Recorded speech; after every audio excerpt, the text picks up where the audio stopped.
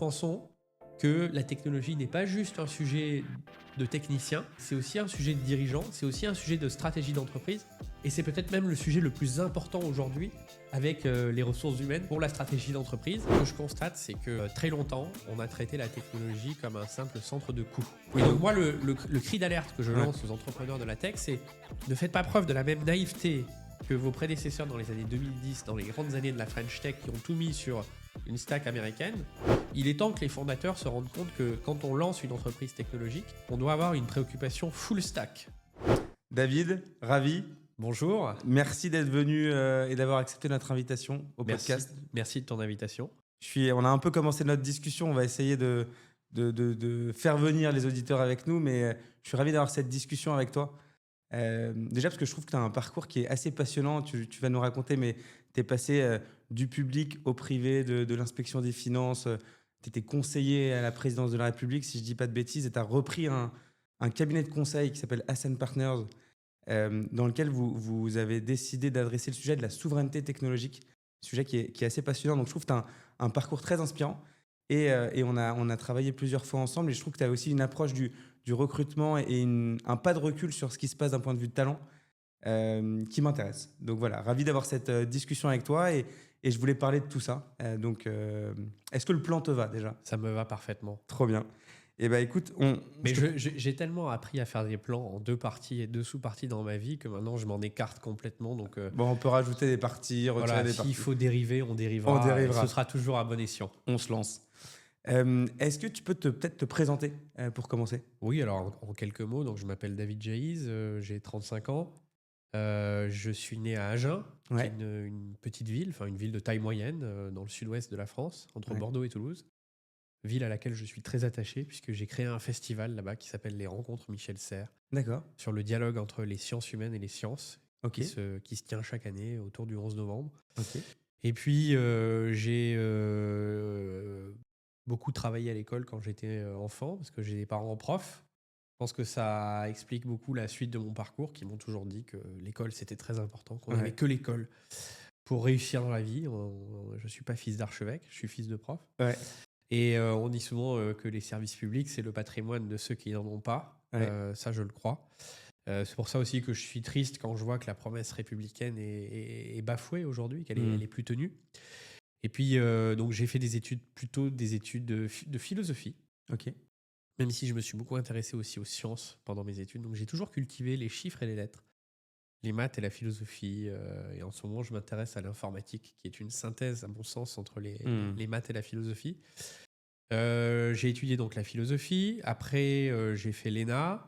J'ai travaillé une petite dizaine d'années dans la sphère publique, donc effectivement au ministère des Finances, comme inspecteur des finances. J'ai été directeur de la stratégie de l'Agence nationale de la cohésion des territoires, qui est le nouveau nom de la DATAR, que tout le monde connaît bien.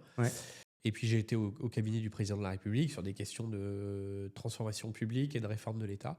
Et puis après 8 années de bons et loyaux services, je me suis dit qu'il était temps de voguer vers de nouveaux horizons. Et effectivement, j'ai repris la direction d'un petit cabinet de conseil en stratégie très premium, très haut de gamme, qui s'appelle Ascend Partners, qui existe depuis 2004.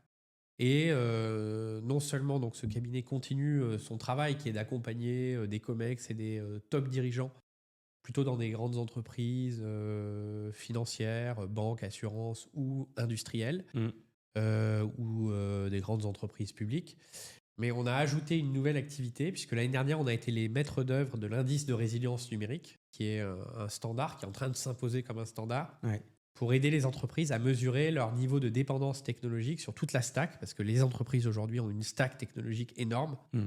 Et c'est des enjeux qui sont souvent mal compris par les directions générales, par les COMEX, par les boards, alors même que c'est des enjeux absolument vitaux pour l'avenir des entreprises. Donc on a créé ce standard avec un collectif de partenaires, parmi lesquels la Caisse des dépôts, RTE, la Maïf, le Crédit Mutuel, le SIGREF, qui est le club des DSI des grandes entreprises françaises.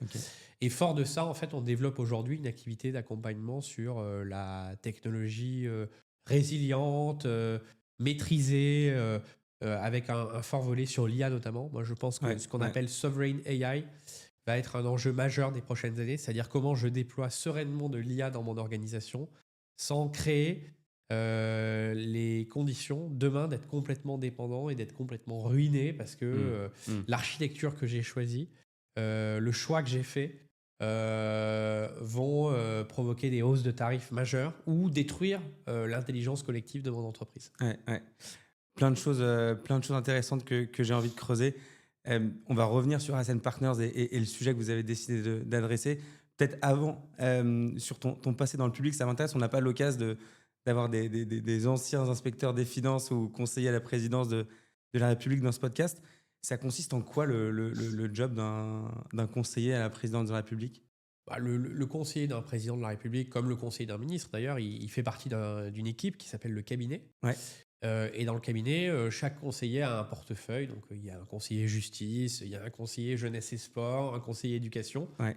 Et son métier, en fait, c'est pour le compte du président de la République de superviser l'ensemble des politiques publiques. Donc, travailler avec son homologue à Matignon, auprès du Premier ministre, travailler avec les ministres et les directeurs de cabinet concernés, organiser les prises de parole, les déplacements, les réunions du président qui portent sur ce sujet. Okay. Et puis, quand on est conseiller à la présidence de la République, contrairement à Matignon, on est censé avoir un peu plus de longue vue. Matignon, c'est vraiment la forge. Ouais. C'est là que tous les jours, on coordonne l'action publique. Ouais. Donc, souvent, les emmerdes remontent à Matignon et c'est à Matignon qu'on doit les gérer, les régler. Donc, c'est un poste d'urgence. Ouais.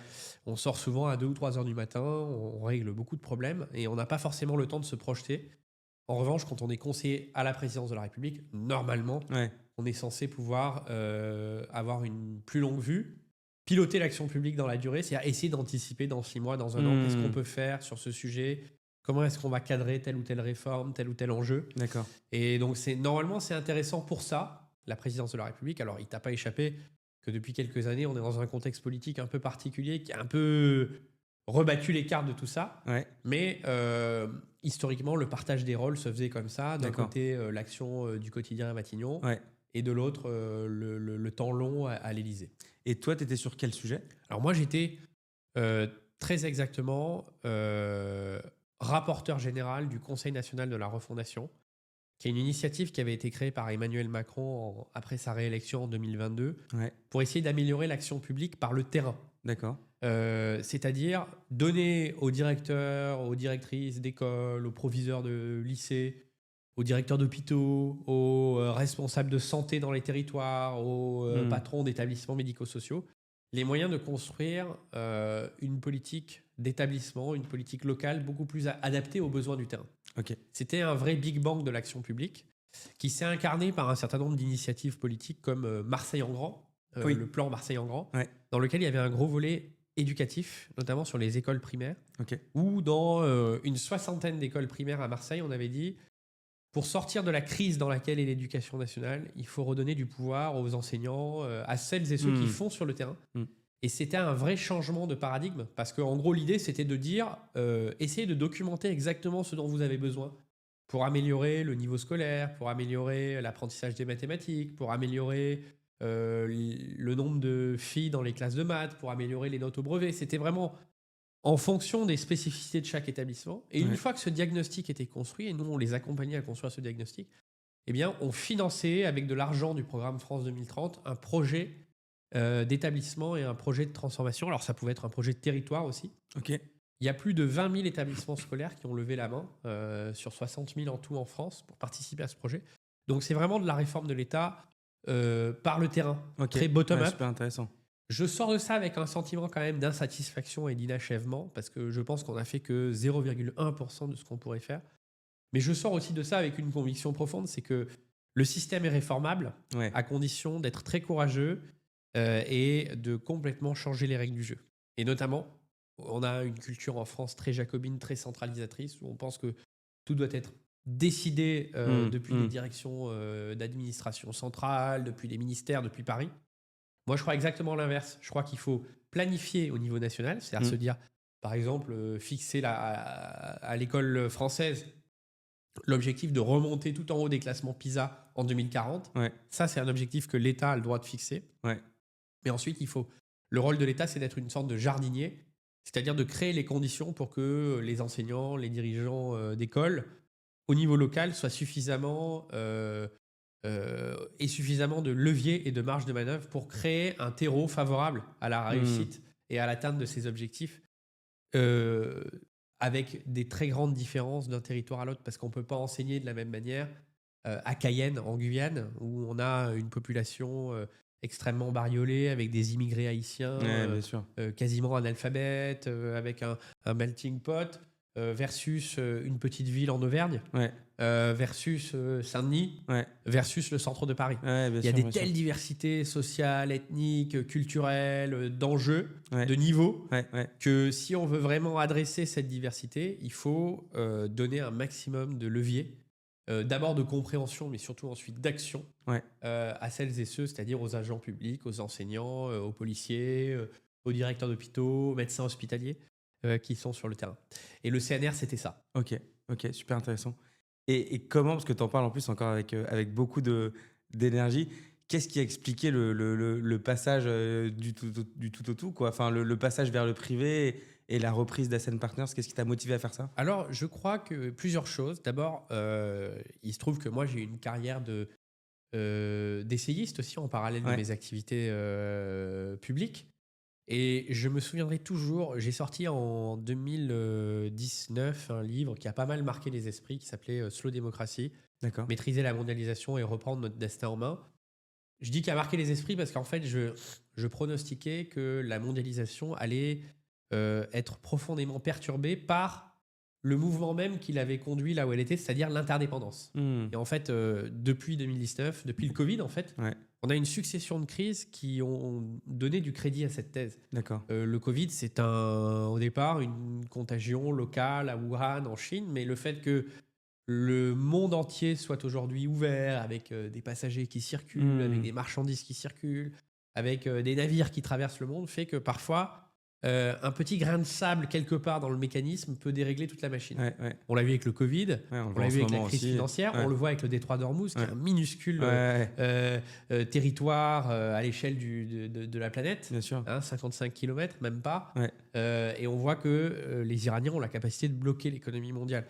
Et donc, le livre portait sur ça. Et je me souviendrai toujours de la réaction d'un auditeur lors d'une émission de radio que j'avais faite pour présenter le livre, ouais. qui me disait, écoutez, vous avez 30 ou 31 ans, vous écrivez des livres, c'est très bien, mais qu'est-ce que vous avez fait Hmm, concrètement qui vous autorise en fait à vous exprimer comme ça? Sur le moment, ça m'avait beaucoup vexé. ouais, Et je crois qu'à plus long terme, ça m'a fait beaucoup de bien parce que je me suis dit, effectivement, jusqu'à présent, j'ai passé des concours, j'ai travaillé dans la fonction publique, donc dans des univers quand même assez protégés et assez feutrés. ouais, Mais quel risque j'ai vraiment pris dans ma ouais, vie? Et après mon expérience à l'Élysée, qui était un peu mi-figue, mi-raisin, je me suis dit, il faut absolument redescendre dans l'arène. hmm, Et le meilleur moyen de redescendre dans l'arène aujourd'hui, c'est d'être entrepreneur. Je crois que tu en sais quelque chose. C'est-à-dire de créer ou de reprendre une activité, de repartir un peu de zéro, parce que c'est une école de persévérance, c'est une école d'humilité, c'est une école, moi, que j'adore, parce que tous les jours, en fait, j'apprends quelque chose de nouveau. ouais. Et moi, j'adore apprendre.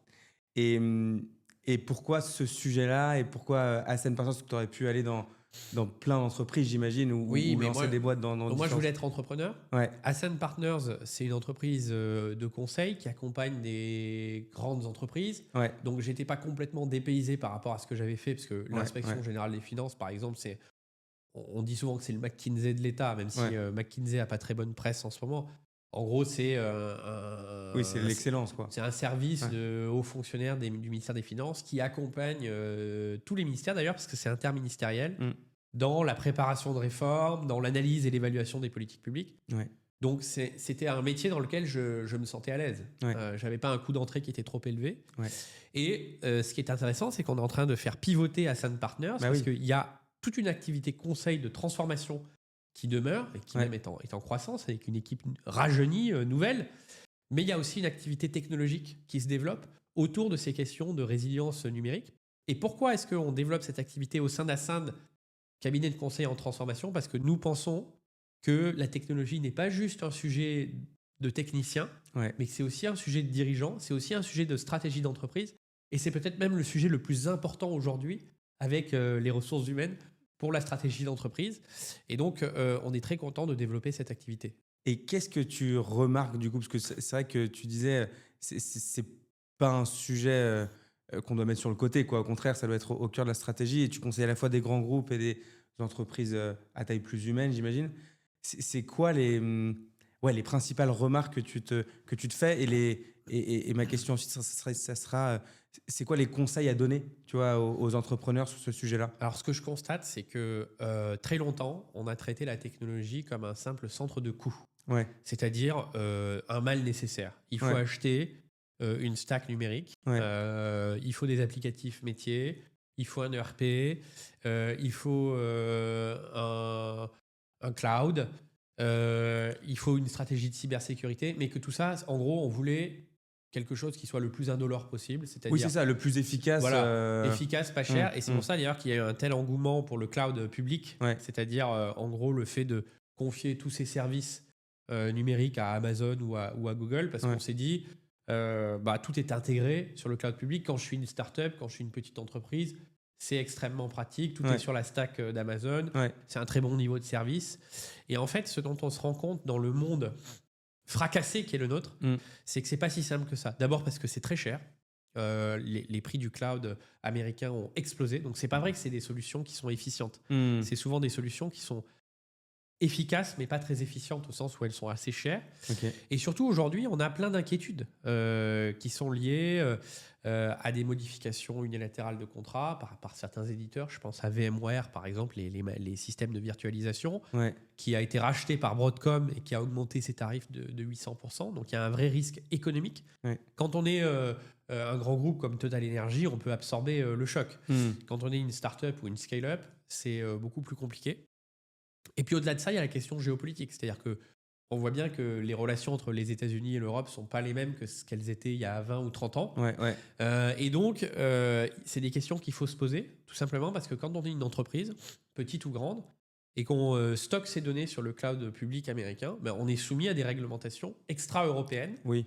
qui permettent à des agences de renseignement américains d'avoir une lecture des données qui sont stockées à tout moment. Alors, si c'est des données pas sensibles, c'est pas très grave, Ouais. mais déjà, faut-il le savoir? Et surtout, il y a plein d'entreprises qui ont des secrets industriels, des secrets des affaires, des données extrêmement sensibles et qui n'ont pas forcément envie d'être espionnées, de faire l'objet de chantage ou de voir leur Ça, c'est données. des choses que tu vois vraiment. Ah oui, oui, Ouais. ça c'est une réalité. Et donc, en fait, je suis pas là pour tenir un discours de la peur, mais plutôt Ouais. pour dire, en fait, au lieu d'être dans la logique où la French Tech a été beaucoup, par exemple, dans les années 2010, en gros, je confie toute ma stack à Amazon Oui. et moi, je ne m'occupe que de développer la couche applicative qui est vraiment tout en haut de la stack. Ouais. Il est temps que les fondateurs se rendent compte que quand on lance une entreprise technologique, on doit avoir une préoccupation full stack.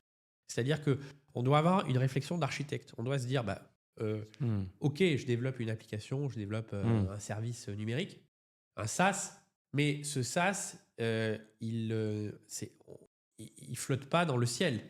Il est construit sur une stack numérique. Et si cette stack numérique, elle est 100% extérieure et américaine, ben, je n'ai pas créé complètement les conditions de mon indépendance. Et aujourd'hui, tu as beaucoup de startups, y compris de très très belles scale-up françaises, qui se sont construites dans ces conditions-là. Bien Et sûr. bah, c'est un risque énorme. Et Ils t'as le l'impression- savent d'ailleurs. Ils Bah, le c'est savent. ma question. Tu as l'impression qu'ils le savent? Parce Oui, que- bien sûr, ils le savent. Ok. Ils appliquent souvent une règle qui est first to know, last to move. Le problème, c'est que C'est quoi cette règle, juste pour ceux qui. en fait, c'est être le premier à savoir, c'est-à-dire bien documenter ses risques, Ouais. mais de bouger que quand ça devient nécessaire, parce que le coût de la migration, en fait, il est extrêmement élevé. Parce que quand tu as construit tout ton écosystème technologique sur Amazon, par Bien exemple, sûr. Ouais. bah, en fait, tu es prisonnier d'un code, tu es prisonnier d'une stack technique, de standards d'excellence aussi, Mmh. qui vont être très difficiles à reproduire dans d'autres environnements techniques. Et donc, moi, je ne dis pas qu'il faut revenir à du tout français ou souverain, etc. Ce n'est pas du tout mon discours. Le discours de la résilience, c'est plutôt de dire, d'abord, c'est quand on se lance dans une aventure, et donc ça parlera peut-être aux fondateurs qui créent des startups aujourd'hui, Ouais. avoir une vraie réflexion d'architecte. Et pas simplement se dire, il y a Amazon qui va me fournir tout un tas de services, du IaaS jusqu'au SaaS, et donc finalement, moi, j'ai que à développer ma petite verticale. Ouais. Non, il faut avoir une réflexion plus globale et plus dérisquée. Tout simplement parce que plus on accumule les intermédiaires qui fournissent une partie de la stack, plus on prend des risques demain que ça se grippe, que les tarifs augmentent brutalement, qu'on se retrouve étranglé. Oui. Et en fait, On le voit en particulier avec l'essor de l'IA générative. C'est-à-dire qu'aujourd'hui, si on consomme des services d'IA générative en grande quantité, et ça va être le cas dans les prochaines années, Ouais. on s'expose à une hausse des prix du token absolument considérable. Dans son audition à l'Assemblée nationale il y a quelques jours, Arthur Mensch a révélé un chiffre qui est très intéressant de ce point de vue-là. Il a dit, aujourd'hui chez Mistral, la consommation de tokens, ça représente en dépenses 10% de la masse salariale de Mistral. Et Mistral, il n'y a aucune raison pour que ça soit un cas isolé dans l'économie. C'est-à-dire que la plupart des entreprises de tech, dans 4 ans ou 5 ans, elles dépenseront aussi 10% de leur masse salariale en services d'IA. Oui, mais du coup, on fait quoi? Parce qu'on va pas recréer, chaque boîte va pas recréer son propre. C'est pas ce que je dis. Je dis juste que déjà prendre conscience du risque. C'est-à-dire que si. Oui, prendre conscience des ordres de grandeur et voilà, des risques les ordres de associés, grandeur, quoi. c'est 10% de ta masse salariale. C'est-à-dire que demain, si 10% de ta masse salariale, tu la payes à un fournisseur unique de services américain, ça veut dire qu'il a un pouvoir de marché sur toi qui est énorme. Ouais. Donc s'il te dit mets un genou à terre, tu mets un genou à terre. S'il te dit mets les 2 genoux à terre, tu mets les 2 genoux à terre. Donc le sujet déjà, c'est d'être capable de comprendre ça et de se dérisquer. Ok. Alors comment est-ce qu'on se dérisque? Déjà, la manière la plus basique de se dérisquer, c'est d'avoir 2 fournisseurs de cloud et pas un. Quand on a la taille critique pour le faire, évidemment. Parce que quand tu as 2 fournisseurs de cloud, tu peux très bien dire à un des 2 clouders qui cherche à serrer la vis, bah, écoute, si tu continues, je vais migrer une partie de mes données ou toutes mes données qui sont chez toi sur l'autre. Donc ça te redonne un pouvoir de négociation. Deuxièmement, on a tous des données sensibles. Ces données sensibles, il faut probablement les héberger dans des environnements plus sécurisés que le cloud public américain. D'accord. Troisièmement, on peut développer de l'IA frugale, c'est-à-dire qui s'appuie sur des modèles open source, qui tournent sur des environnements locaux, moins consommateurs en GPU, et donc moins consommateurs en token. Ça, c'est tout quoi, à fait par possible. exemple? T'as des noms de Il y a boîtes? plein de modèles. Mistral a des modèles open source. L'IA chinoise DeepSeek a des modèles open source. Llama a des modèles open source. Et ensuite, il suffit en fait de les télécharger sur une machine qu'on détient. Et on peut faire de l'inférence et donc faire travailler l'IA pour créer des couches de services, des agents, mais dans un environnement local. C'est beaucoup moins énergivore et donc beaucoup moins coûteux que les tokens. Et là, ce que je suis en train de discuter, ça peut paraître abstrait parce qu'aujourd'hui, le prix du token, il est totalement subventionné. Il est totalement artificiel.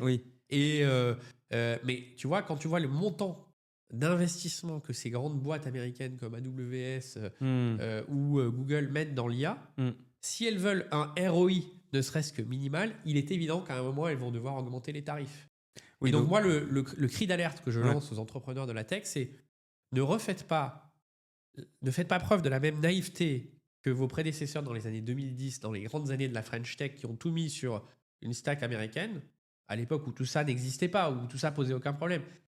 L'IA va tellement rentrer dans les processus des entreprises. Si vous voulez, quand je dis sortir de la tech comme centre de coût, ça veut dire ce que ça veut dire aussi. C'est-à-dire que tant que la tech, c'était juste le support technique qui permettait à l'entreprise de fonctionner, bon, ce discours-là pouvait s'entendre.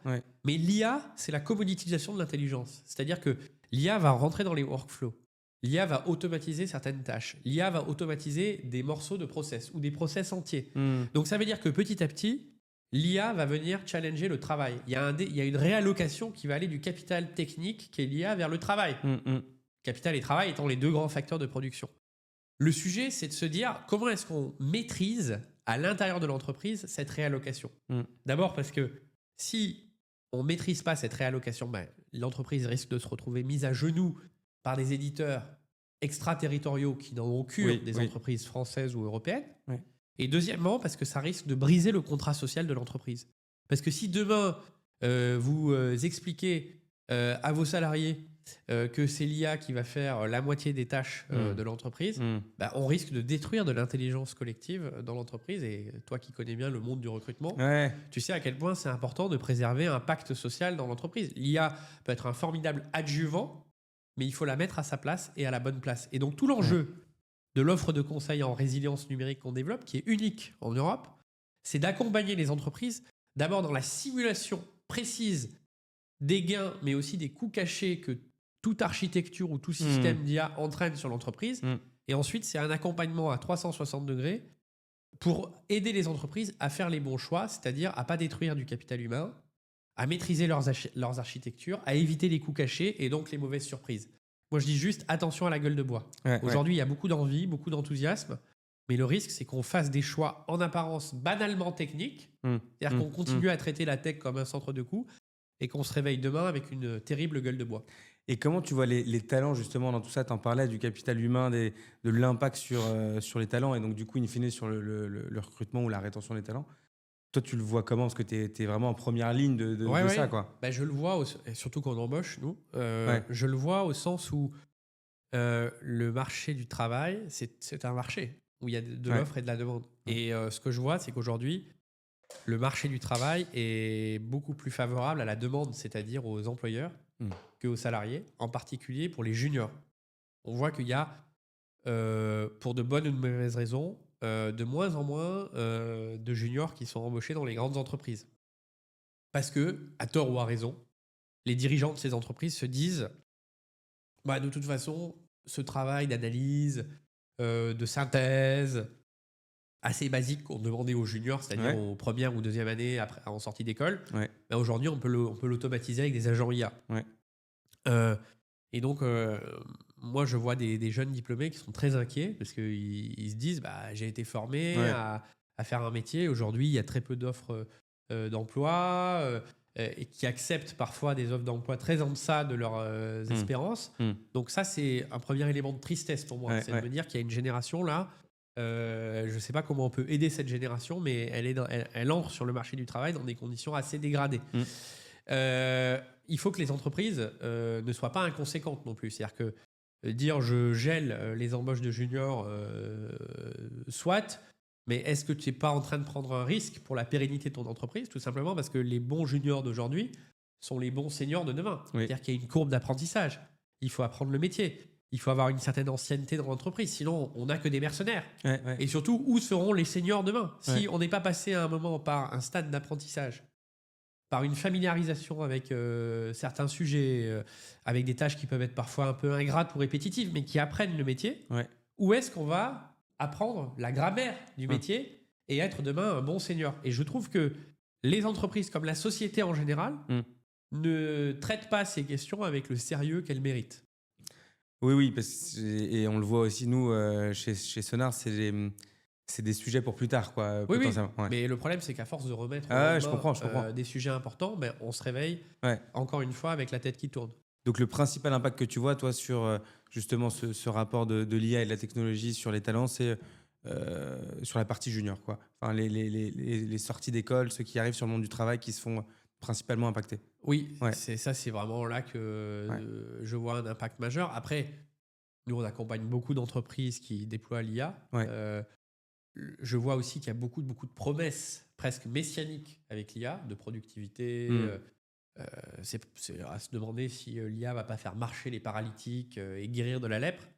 Mais la réalité en entreprise, c'est qu'il y a une viscosité organisationnelle. Hein. Il y a une stickiness au mode organisationnel hérité d'hier qui est très importante. Et donc, l'IA tarde à donner tous les résultats en termes de productivité. C'est-à-dire qu'on voit qu'il y a des bouts de processus, des tâches qui sont entièrement automatisées. Donc, sur la tâche, on peut gagner 50-60% de productivité, mais ça ne se retrouve pas dans les chiffres globaux de l'entreprise. Et pour une raison très simple, c'est que souvent, l'IA va soulager ou automatiser un morceau de processus, mais va créer une dette à d'autres endroits du système ou à d'autres moments du processus. Oui. Et donc, elle va faire économiser 50% ici, mais elle va créer 40% d'activité en plus, par exemple de vérification, de supervision, de relecture, à un autre endroit du processus. Donc, c'est très important de tenir un solde net des gains IA dans l'entreprise. Et pour le moment, le solde net, il n'est pas très encourageant. Mais je pense ça, c'est ce que vous voyez dans les audits que vous faites. Oui, c'est ce qu'on voit parce que les entreprises réfléchissent de manière encore trop problem solving. C'est-à-dire, elles se disent ah ben là, on peut automatiser, on automatise. On a un cas d'usage.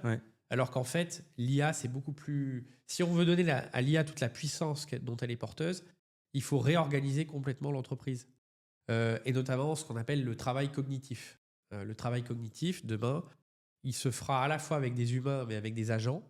Mais ces agents, pour qu'ils travaillent bien, il faut qu'il y ait des workflows qui soient entièrement redessinés. Le sujet n'est pas tellement d'automatiser des morceaux de tâches, le sujet est de repenser Tout le entièrement workflow, ouais. certains workflows. Ouais, ok. Et donc, la façon dont les individus se positionnent dans ce workflow, collaborent les uns avec les autres. Et donc, ça, c'est un énorme travail de organizational readiness Ouais, qui est souvent pas fait ou mal fait par les entreprises. ok. Donc, l'IA en entreprise, c'est lent parce qu'il y a une technological readiness, c'est-à-dire qu'il faut cleaner les data, Ouais, ouais. il faut souvent migrer vers des plateformes de données. Donc, ça, c'est des chantiers qui sont assez lourds. Mais il y a aussi un travail de organizational readiness, Ouais. c'est-à-dire réorganiser des workflows entiers. Et en fait, ces deux activités-là, d'abord, c'est des énormes capex, donc il faut être prêt à investir. Et surtout, c'est parfois des années de travail. Ouais. Et il y a peu d'entreprises, comme les entreprises sont très court-termistes, très obsédées par le ROI à court terme, bah, elles vont plutôt investir dans des cas Bien d'usage, sûr, dans des ouais, petites actions, Plus des quick wins que. de la petite productivité, ce que j'appelle Ouais. la petite productivité, qui peut donner des quick wins, mais qui en fait à long terme ne va pas donner grand-chose. Ok, ok, Ce sera un super. peu un coup d'épée dans l'eau. Ouais, ouais. Et donc le sujet maintenant, c'est je dis, il faut prendre un peu de hauteur stratégique. Et il faut se dire comment est-ce que je réinvente un vrai contrat social dans mon entreprise. Ouais, Et dans le contrat social, il y a plusieurs choses. Il y a technological readiness. ouais. Je fais évoluer la stack. Et je m'assure de ne pas créer de dette technique, de dette d'industrialisation. Il y a RH, et ça Ouais. vous concerne Sonar directement. C'est-à-dire comment est-ce que je conduis une politique de recrutement qui ne va pas assécher les talents dans mon entreprise. Donc par exemple, recruter 0 junior, c'est une énorme erreur. Hmm. À mon avis, c'est une énorme erreur parce que les très bons juniors d'aujourd'hui sont les piliers de l'entreprise de demain. Sinon, on recrute que des mercenaires. Ouais, ouais. Tu vois, recruter que des gens seniors de 40 ou 45 ans, déjà, c'est louche Ouais. parce que souvent, en fait, on prend des gens qui ont multiplié les petites expériences, qui ont sauté d'un poste à l'autre. Donc, c'est un peu du mercenariat. Ouais. Et deuxièmement, ça ne crée pas de culture d'entreprise profonde. Donc, il y a une vraie réflexion à avoir sur ça. Ouais, c'est intéressant. Et troisième sujet, c'est le partage de la valeur. Parce que si l'IA amène la valeur qu'on espère, la productivité, bah, il ne faut pas que ce soit que pour les actionnaires. Hmm. Il faut que ce soit pour les consommateurs, en termes d'amélioration de la qualité ou de baisse du prix. Ouais. Il faut que ce soit pour les actionnaires, évidemment, Ouais. pour les propriétaires de l'entreprise. Ça peut être les actionnaires salariés, d'ailleurs. Bien sûr. Mais il faut aussi que ce soit pour les collaborateurs, en termes de confort. Ouais. Et donc là, il y a un vrai contrat social IA à imaginer, c'est-à-dire comment je répartis la valeur générée par l'IA. Et donc, tant qu'on n'aura pas craqué ces 3 questions essentielles, qui est technological readiness, qui est un sujet énorme, hein, organizational readiness, sujet encore plus énorme parce que nos entreprises n'ont pas beaucoup évolué depuis Ford, en fait. Et troisième sujet, le partage de la valeur et le contrat social. Ouais, ouais. Ben, en fait, l'IA ne donnera pas les résultats qu'on espère d'elle. Elle n'amènera pas le ROI qu'on attend d'elle. Et j'irai même plus loin. Elle coûtera plus cher que ce qu'elle rapportera. Ouais, Tu sais, il y a une blague qui circule en ce moment dans la tech américaine qui est les agents IA, c'est très bien, mais c'est plus cher qu'un salarié, en fait. Parce qu'en fait, si tu additionnes tous les coûts d'un agent IA, si tu prends en compte la dette technique que ça peut générer quand c'est mal fait, si tu prends en compte l'évolution des prix du token qui vont forcément augmenter, parce que, je te le disais tout à l'heure, les grandes boîtes tech américaines, elles vont avoir besoin d'un ROI à un moment, c'est ce qu'attendent les investisseurs. Si tu prends en compte tout ce que ça peut avoir comme impact sur l'équilibre et les savoirs de l'entreprise, bah, il se pourrait que dans certains cas, déployer des agents en lieu et place des salariés, bah, ça coûte plus cher qu'embaucher des bons salariés. Ouais. Donc, en tout cas, la réponse, elle n'est pas évidente. Ouais, c'est intéressant. Et les entrepreneurs qui croient que mettre de l'IA partout va être une réponse à leurs problèmes de productivité, souvent, ils mettent un pansement sur une jambe de bois. Je ne dis pas que l'IA ne va pas changer les choses en profondeur. Je dis très exactement l'inverse. L'IA va tellement changer les choses en profondeur qu'il faut avoir une réflexion profonde sur ce sujet et pas gadget. Ouais, c'est super intéressant parce qu'on entend moins cet axe-là. Et avant de te quitter, parce que je sais que tu as une réunion et je ne veux pas te mettre en retard pour la souveraineté technologique de la France, je voulais revenir sur ton quotidien de nouveaux dirigeants dans le privé. Tu parles de à quel point il faut prendre ça en compte dans le recrutement, dans l'organisation de l'entreprise. Toi, ça fait 2-3 ans que tu as repris Ascend, si je ne dis pas de bêtises. Oui. Comment est-ce que tu as appris à faire ces sujets-là, quoi? Comment tu as appris à recruter pour commencer? Je ne sais pas si j'ai appris déjà, parce que c'est un apprentissage continu. Oui. Et forcément, dans un apprentissage, il y a des erreurs. Ouais. Ce qui est sûr, c'est que ce qui me manquait le plus dans le public, c'était le recrutement. C'est-à-dire que j'ai dirigé des équipes dans le public, mais que je n'ai jamais choisi, ou presque pas. Ah oui, tu choisis pas tes équipes dans forcément, le public. puisqu'en fait, quand tu es à la tête d'une agence, d'un service administratif, tu fais avec les gens qui sont là et qui sont souvent fonctionnaires, donc qui ont un emploi à vie, inamovible, que que tu peux pas sortir, tu peux pas les choisir, tu peux pas les sortir. Mm. Donc déjà, dans l'entrepreneuriat et dans le privé, il y a une équipe que tu choisis. Mm. Ensuite, ce que je découvre, c'est que ça me donne beaucoup d'humilité parce que c'est très difficile de bien recruter. Et en fait, tu peux avoir le processus de recrutement le plus parfait du monde avec un certain nombre d'entretiens, avec des gens différents qui voient la personne, avec des prises de référence. Le fit humain et le fit professionnel, en fait, tu ne peux le mesurer que sur du temps long. Mm. Il faut 2 ou 3 mois de collaboration pour voir si ça prend ou ça prend pas. Mm. Et donc, même, ce que je crois comprendre, c'est que même les grands cabinets de conseil comme BCG, McKinsey, qui investissent beaucoup dans ces questions de recrutement, ils assument toujours un taux d'erreur de l'ordre de 1/3. Bien sûr. Ouais. Hein, parce que Oui, c'est le chiffre.